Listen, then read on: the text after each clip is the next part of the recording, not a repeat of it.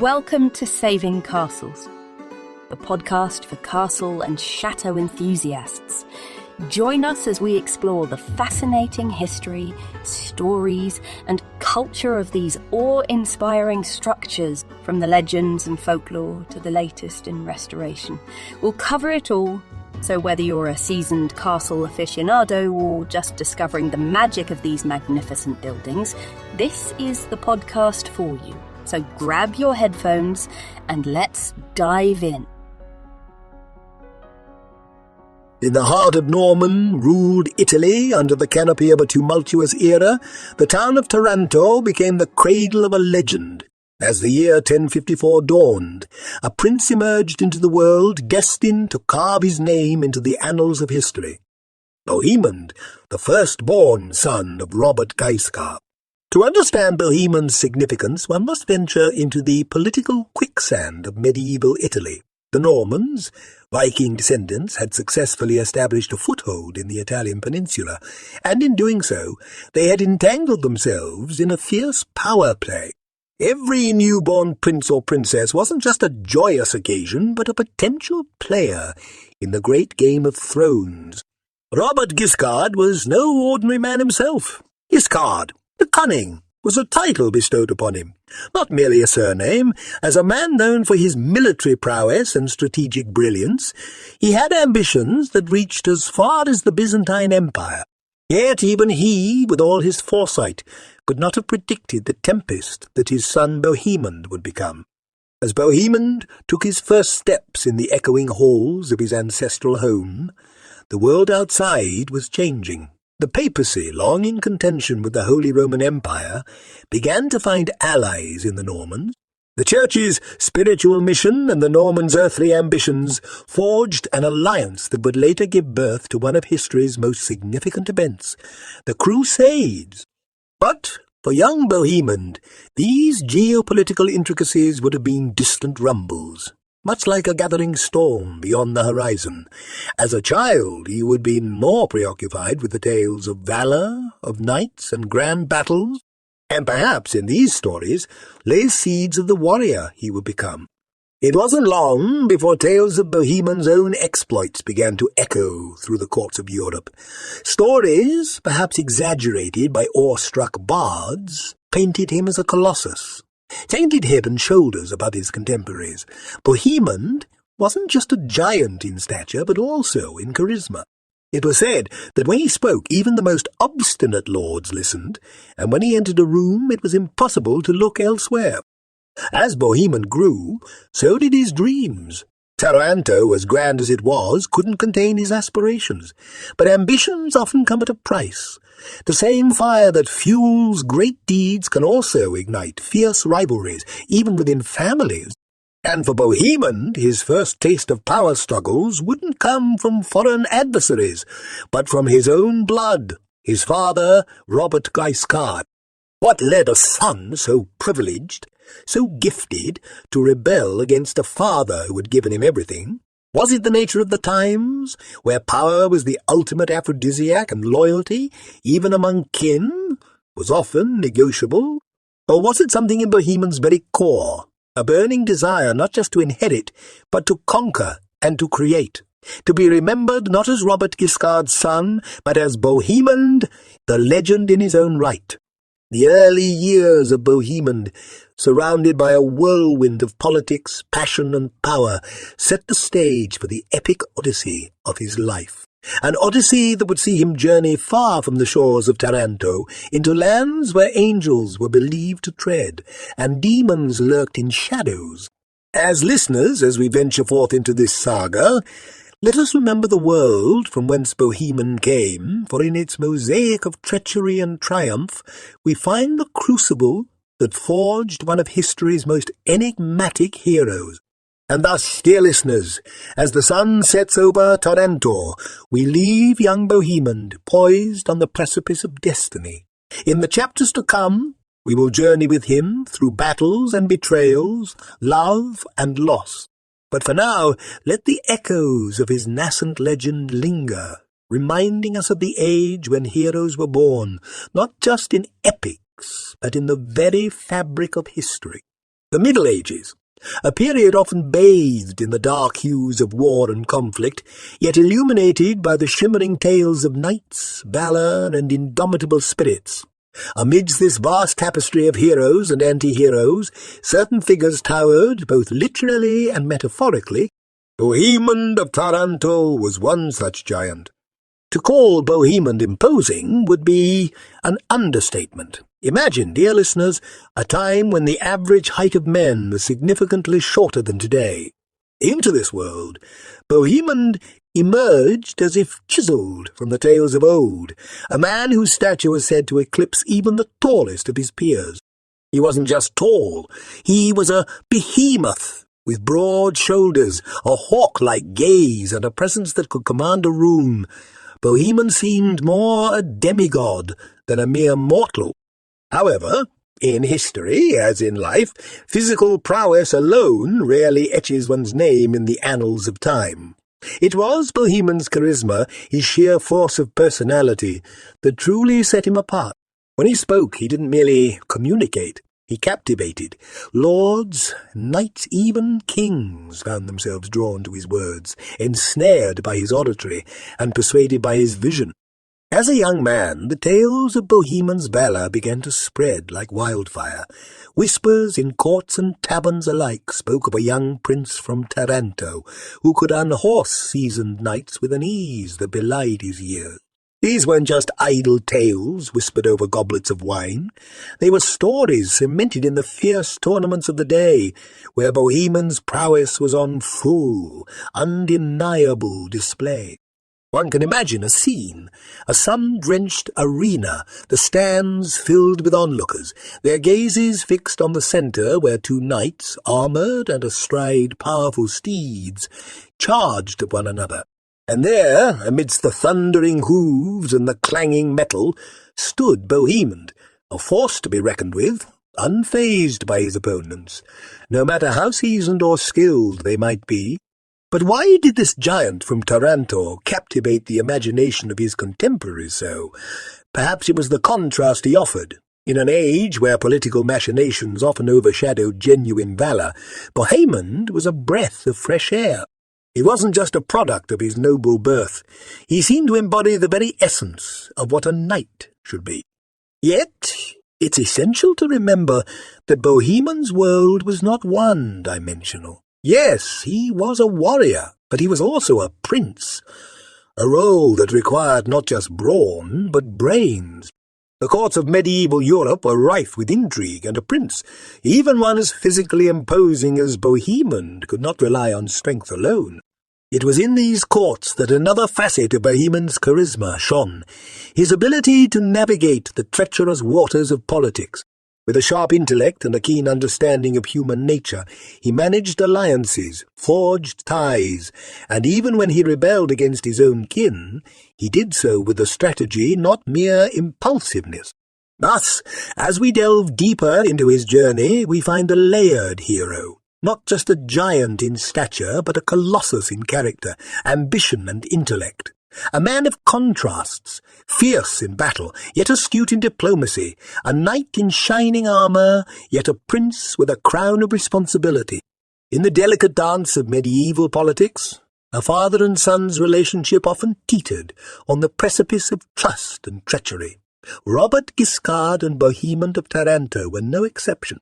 Their tale, punctuated by ambitions and familial bonds, stands as a testament to the complex fabric of human relations against the grand theatre of history. The Norman Italy of the 11th century was not just a land of chivalry and pageantry, it was also a volatile cauldron of power plays. At the epicentre of this maelstrom was Robert Guiscard, Duke of Apulia, a man of unparalleled ambition. Under his leadership, the Normans had expanded their territories, clashing swords with both the Lombards and the Byzantines. Yet the challenges outside his realm paled in comparison to those brewing within, especially when they emanated from his own flesh and blood. As Bohemond grew into his formidable stature, so did his aspirations. The territories he viewed as his birthright were at times bestowed upon his younger siblings, causing the seeds of discontent to germinate. But was it merely a matter of territorial rights that ignited the spark of rebellion? Or was there a deeper, more profound yearning, a desire to emerge from the colossal shadow of his father and carve a destiny uniquely his own? Imagine the court of Taranto, resplendent in its medieval grandeur. Amidst the opulent tapestries and flickering torches, the murmurs grew louder. Whispers of Bohemond's dissatisfaction became the subject of hushed conversations. The young prince, it was said, felt slighted, marginalized and eclipsed. One particular incident added fuel to this simmering fire. When Robert Guiscard embarked on an expedition against the Byzantine Empire, he left Bohemond in charge of his Italian territories. However, upon his return, Robert redacted this responsibility, handing it instead to his younger son Roger Borsa. To Bohemond, this wasn't merely a political maneuver. It was a stinging betrayal, an affront to his capabilities and his rightful position. The corridors of power echoed with the sounds of clashing ambitions. The tension was palpable. Bohemond, in his fiery youth, perhaps saw this as a rite of passage, an opportunity to prove himself not just as Robert's son, but as a leader, a force unto himself.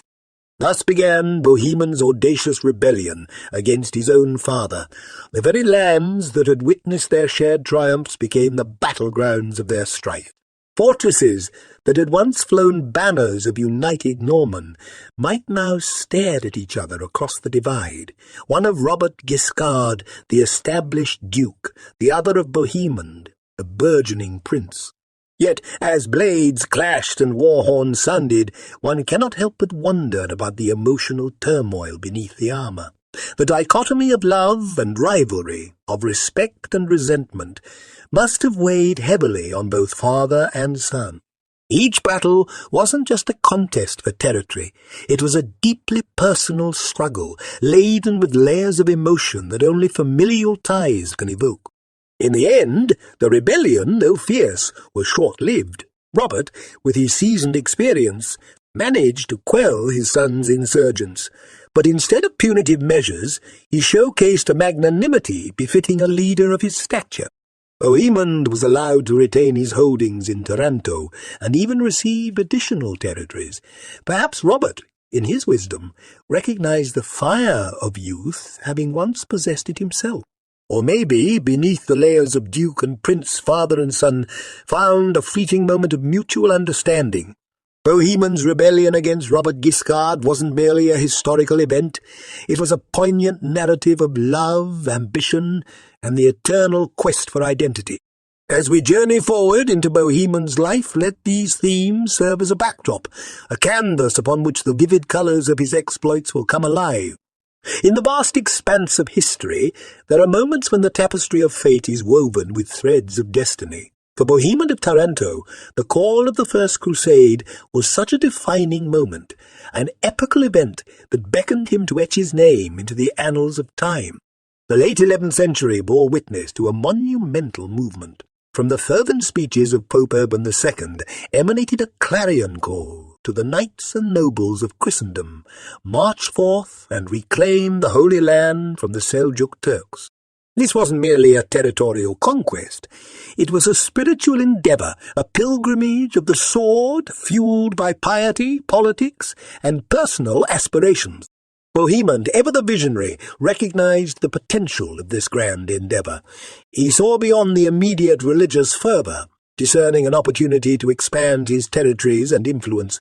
This wasn't a cynical exploitation of religious sentiments, but rather a confluence of faith and ambition, a marriage of the spiritual and the worldly. With the echoes of Pope Urban's rousing words still resonating, Bohemond marshalled a formidable force from southern Italy and began his march towards the east. His reputation as a fearsome warrior and charismatic leader ensured that many rallied to his banner, and as they traversed the lands, from the coasts of Italy to the rugged terrains of Anatolia, they were not merely a marching army, but a testament to Bohemond's unyielding spirit. Imagine, if you will, the sprawling camps at dusk, the golden hue of the setting sun casting long shadows, the distant murmurs of prayers mingling with the clang of armour being readied. At the heart of this camp stood Bohemond, both a general and a beacon of hope. His presence was reassuring, his strategy impeccable, and his conviction unshakable. The journey to Jerusalem was fraught with challenges. They faced daunting mountain passes, treacherous terrains, and fierce adversaries. The Seljuk Turks weren't just defending their territory, they were safeguarding their pride and way of life. Battles were not just skirmishes, they were epic sagas of human resilience and determination. One such moment etched in history was the siege of Antioch. The ancient city, with its towering walls and strategic position, was a formidable obstacle.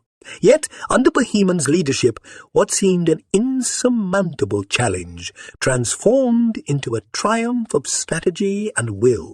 Using a combination of subterfuge, diplomacy, and sheer military might, Bohemond orchestrated the fall of Antioch, ensuring his place in the chronicles of the Crusade. But Antioch was more than just a conquest for Bohemond. It was a manifestation of his aspirations. While the ultimate goal of the Crusade was the liberation of Jerusalem, Bohemond chose to remain in Antioch, establishing himself as its prince. The ancient city, steeped in history, now bore witness to a new chapter, one written by a Norman prince from Taranto. The First Crusade was a mosaic of diverse personalities, each with their narratives and motivations.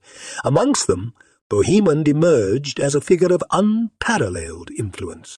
He was not merely a participant, he was a shaper of destinies, a leader whose vision transcended the immediate and gazed into the horizon of the future. As we delve deeper into Bohemond's journey through the First Crusade, it becomes evident that for him, it wasn't just about reclaiming the Holy Land.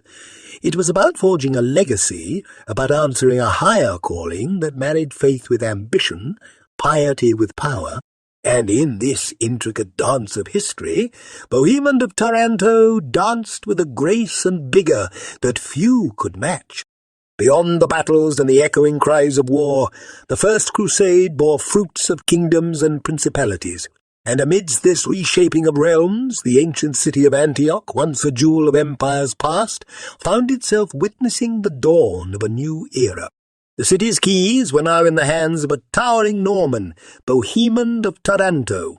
Antioch, with its storied past, stood at the crossroads of culture and commerce. A city that had once thrummed to the rhythms of the Greeks, Persians, Romans, and Byzantines now bore the insignia of its new master. But what did it mean for a Norman prince to rule over such a historic metropolis? Upon the city's walls, the sun cast a golden hue, reflecting off the sandstone and illuminating the vibrant bazaars below. The sounds of Latin chants began to intertwine with the lingering melodies of the East. This was no ordinary conquest. This was a fusion of worlds, and at the heart of this confluence stood Bohemond not as a mere conqueror, but as a visionary ruler. From the citadel he gazed upon his new dominion, seeing not just a city, but an embodiment of his dreams. Yet dreams in the medieval world were often threatened by the harsh rays of reality. Antioch, despite its grandeur, was a city surrounded by foes. The Byzantine Empire, feeling slighted by the Normans' retention of the city, posed a significant threat. Then there were the surrounding Muslim emirates, ever watchful and ever wary of the Latin principality in their midst. But Bohemond was no ordinary prince.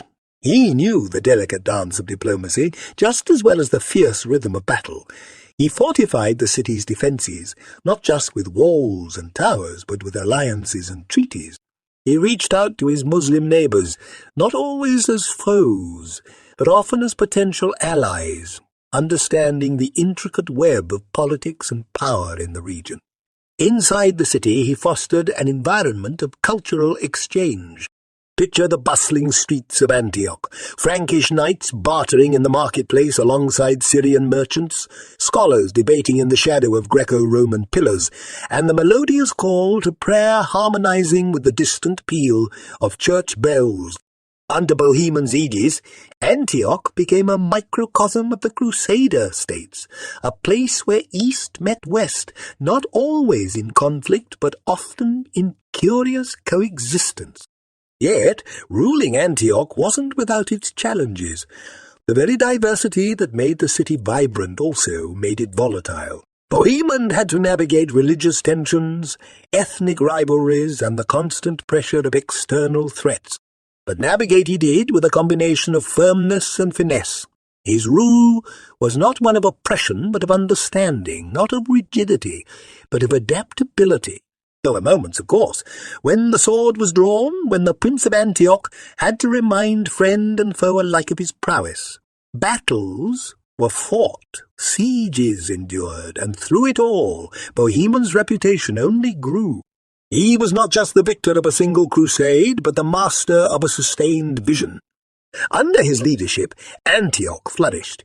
Trade routes reopened, arts and sciences thrived, and for a brief moment in the annals of history, a city that had seen countless empires rise and fall experienced a renaissance under the watchful eyes of a Norman prince. For those who walked the streets of Antioch during Bohemond's reign, the city was more than just bricks and mortar. It was a testament to the indomitable spirit of its ruler, a man who, despite all odds, moulded an ancient city according to his vision. The medieval world was a crucible of complexities. As Bohemond fortified his position in Antioch, a shadow loomed in the east. The once great Byzantine Empire, an edifice of power and splendor, cast its gaze upon Antioch with both avarice and indignation. For the Byzantines, Antioch was a lost jewel, a city that rightfully belonged to them, and Bohemond's claim was seen as a transgression against imperial prestige. The relationship between the Normans and the Byzantines was fraught with tensions long before the First Crusade. Bohemond's father, Robert Guiscard, had clashed with the Byzantines in his ambitions to carve out a realm in the Balkans.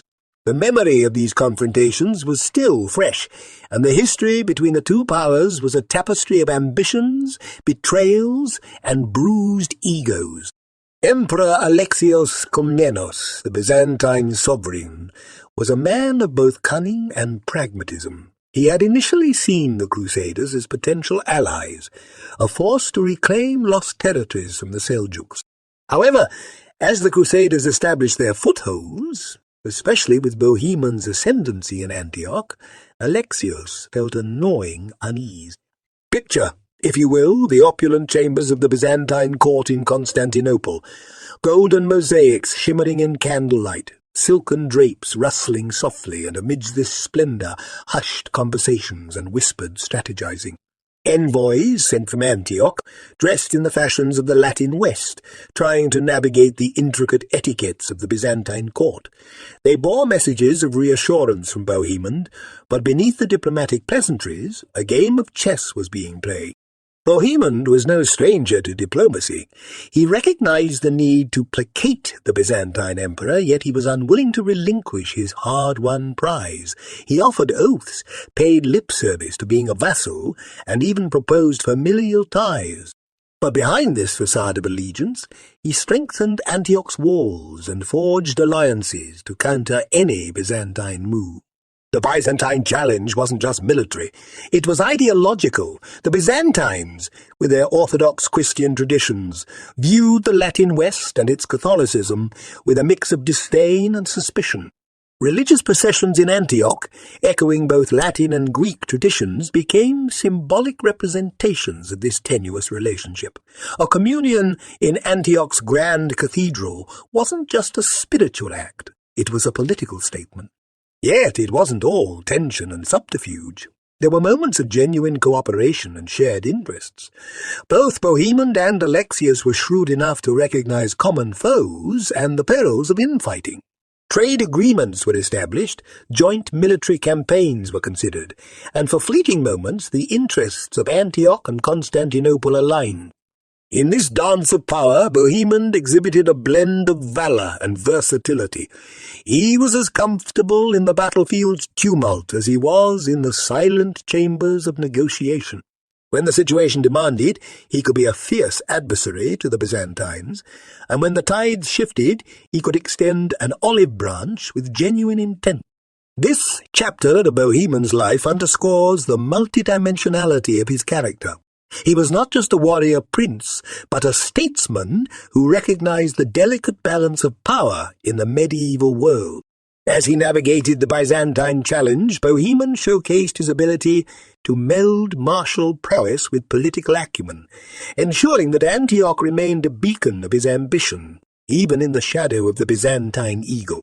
As the sun set over the walls of Antioch, casting its silhouette against the fiery horizon, the prince of the city found himself looking westward. The city, with its spires and bustling markets, was now an emblem of Bohemond's eastern triumphs. But the lure of the west, with its politics and intrigues, beckoned him once more. The Prince of Antioch was about to become a pilgrim in the courts of Europe.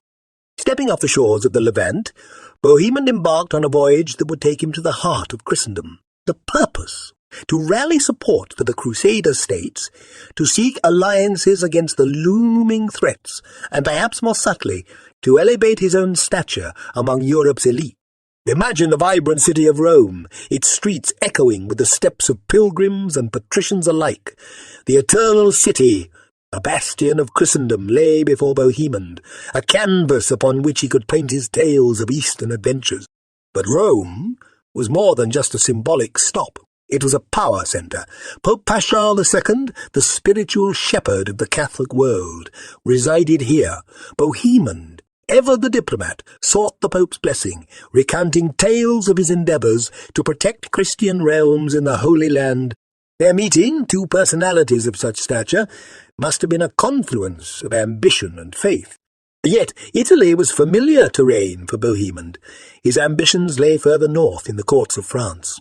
As he journeyed through the verdant landscapes of Europe, he was no longer just a prince. He became an ambassador of the East, a living testament to the crusading spirit. The French court, with its tapestry of nobles and knights, awaited Bohemond's arrival with bated breath. Here, amidst the Gothic arches and under the watchful eyes of King Philip I, Bohemond spun tales of desert battles, of the grandeur of Antioch, and of the need for continued support. The French, with their chivalric ideals, were captivated. But Bohemond's visit was not just about stories. It was about forging alliances, securing pledges, and perhaps seeking a queen. Among the French nobility was a lady of considerable stature, Constance, the daughter of King Philip. In her, Bohemond saw more than a potential bride. He saw a union of purpose, a melding of Norman valour and French prestige. Their eventual betrothal was not just a romantic alliance, but a geopolitical masterstroke. Yet not every court in Europe welcomed Bohemond with open arms. There were sceptics, detractors who questioned his motives, who whispered about his conflicts with the Byzantines, and who doubted the sustainability of the Crusader states. Bohemond, however, was not a man to be deterred by whispers. In each challenge, he saw an opportunity, in each skeptic, a potential convert to his cause. His journey across Europe was not just a testament to his political acumen, but also to his indomitable spirit. He was a man on a mission, a crusader not just in the battlefield, but in the courts of power, advocating for a cause he held dear. By the time Bohemond returned to Antioch, he was not the same man who had left its gates. He was now a prince with a pan-European stature, with allies in high places and a queen by his side. The West had not just heard tales of Bohemond. It had felt his presence, understood his vision, and in many ways was now intertwined with his destiny in the East. Even as the Mediterranean winds carried whispers of Bohemond's triumphs in the European courts, a storm was brewing to the east. The mosaic of Crusader states, though impressive in its expanse, was ever under threat, and perhaps none more so than Antioch. Its geographical placement made it a crossroads of both commerce and conflict, and the shadow of the Byzantine eagle, with its piercing eyes set on the city, made the political landscape ever so treacherous. Bohemond's relationship with the Byzantine Empire was one of contrasts. From reluctant allies to overt adversaries, their interactions painted a vivid tableau of medieval geopolitics. Emperor Alexius Komnenos, ever the astute statesman, saw in Bohemond both a formidable adversary and a potential threat. It was clear to Alexios that Bohemond, with his combined might of Norman fierceness and European support, was a force to reckon with. Yet the realm of the Byzantines was not just about military might. It was an arena of intrigues, espionage and diplomacy. Spies lurked in the bustling markets of Antioch, listening to whispers, tracking Bohemond's movements, gauging the strength of his alliances. The subtle game of shadows was afoot. But Bohemond was not one to be outdone. Recognizing the Byzantine threat, he embarked on what came to be known as the Crusade against the Byzantines. Now, this wasn't a crusade in the traditional sense. It wasn't about reclaiming Holy Lands or defending Christian realms. It was a strategic move, a show of strength designed to remind the Byzantines of the Normans' martial prowess. The campaigns were marked by a series of skirmishes, sieges, and strategic maneuvers. The landscapes of the eastern Mediterranean bore witness to these epic confrontations. Imagine for a moment the Byzantine phalanxes, resplendent in their armour, their shields shimmering in the sun, lined up against the Norman knights, their banners fluttering, a fierce determination in their eyes.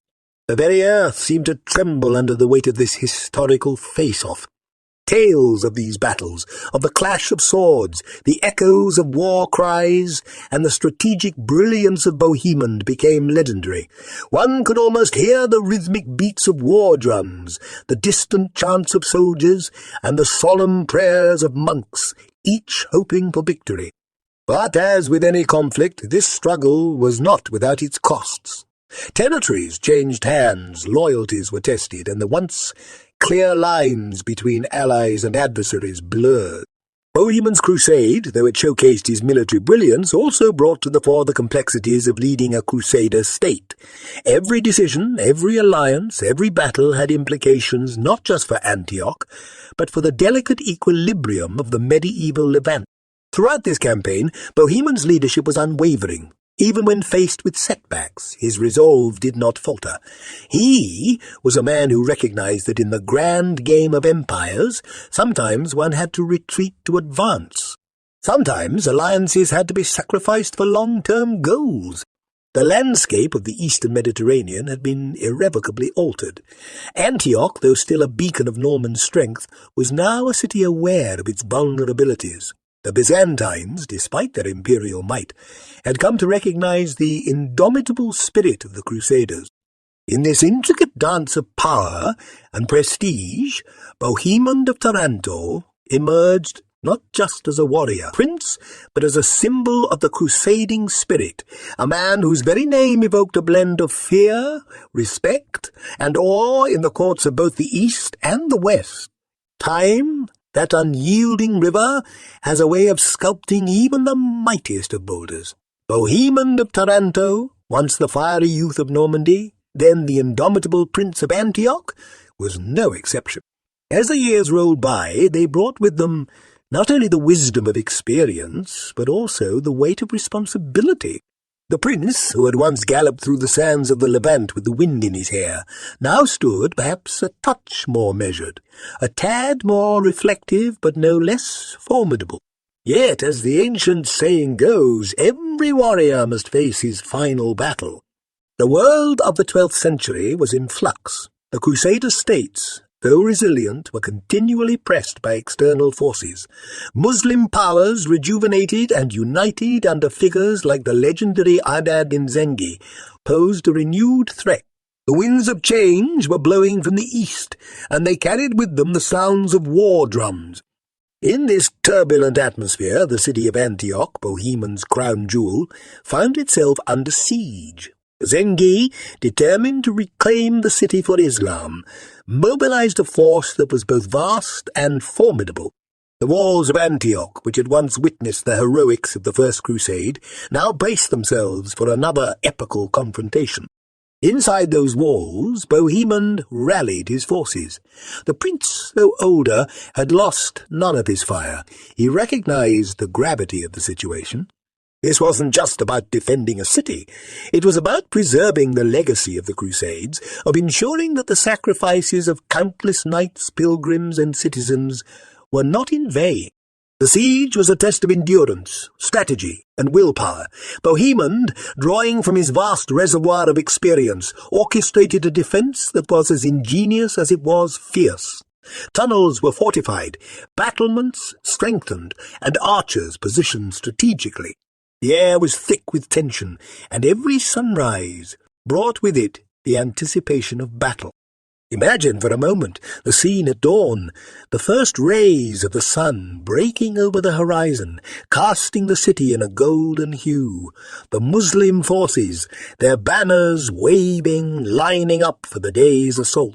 Inside the city, Bohemond, clad in armour, rallying his troops, his voice echoing through the streets, rekindling hope and reinforcing resolve. Day after day, the siege wore on. The clanging of swords, the twang of bowstrings, and the cries of warriors became a constant symphony. There were moments of despair, yes, but also moments of unparalleled bravery. Tales of individual heroics, of knights defending breaches against overwhelming odds, of citizens joining the defence, became the stuff of legend. Bohemond, ever the leader, was at the forefront. He led sorties, repelled assaults, and even engaged in hand-to-hand combat. His presence on the walls, sword in hand, became a beacon of hope for the beleaguered city. He was a living testament to the spirit of the Crusades, a symbol of unwavering determination. But sieges are as much about psychology as they are about warfare. Bohemond, with his keen understanding of the human psyche, recognized this. He used every tool at his disposal, from diplomacy to subterfuge, to ensure the attitude of his troops remained high. He was not just fighting a physical battle. He was waging a war of wills. As the siege reached its climax, the world watched with bated breath. The fate of Antioch, of the Crusader states, and in many ways the legacy of the First Crusade, hung in the balance. Through grit, strategy, and sheer willpower, Antioch held its ground. The siege, though grueling, showcased Bohemond's military genius, his leadership, and his indomitable spirit. It was a reminder, both to his allies and his adversaries, of the resilience of the Crusader spirit. And while every warrior, no matter how legendary, must face his final sunset for Bohemond of Taranto, the last siege of Antioch ensured that his legacy would shine bright long after the sun had set on his era. The tapestry of history is woven with threads of countless hues, some vibrant and unmissable, while others are more subdued, content in their quiet elegance. But every once in a while there emerges a thread so brilliant, so compelling, that it not only stands out but also redefines the entire canvas.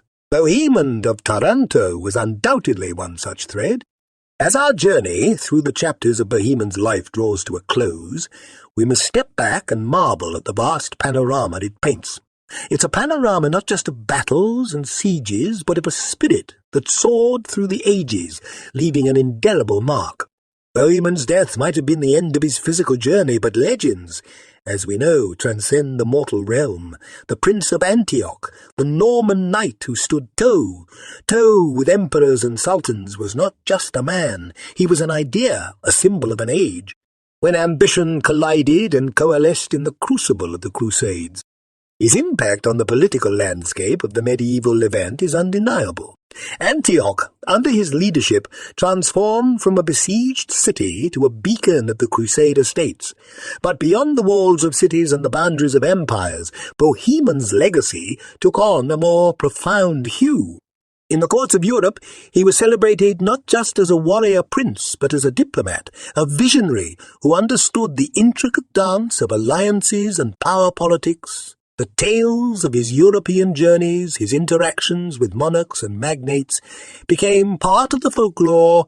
Balladeers sang of his exploits, while troubadours wove tales of his valour and chivalry.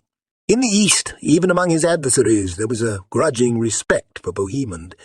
The Muslim chronicles, though often critical, acknowledged his military genius and his leadership.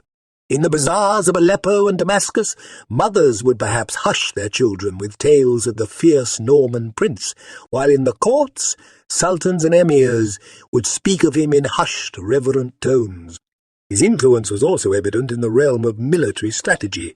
The tactics he employed, the siege warfare methods he pioneered, and his understanding of the psychological aspects of war became subjects of study and admiration. Generations of commanders, both in the East and the West, would look to Bohemond's campaigns as a source of inspiration. But perhaps the most enduring facet of Bohemond's legacy was the idea of the Crusader spirit.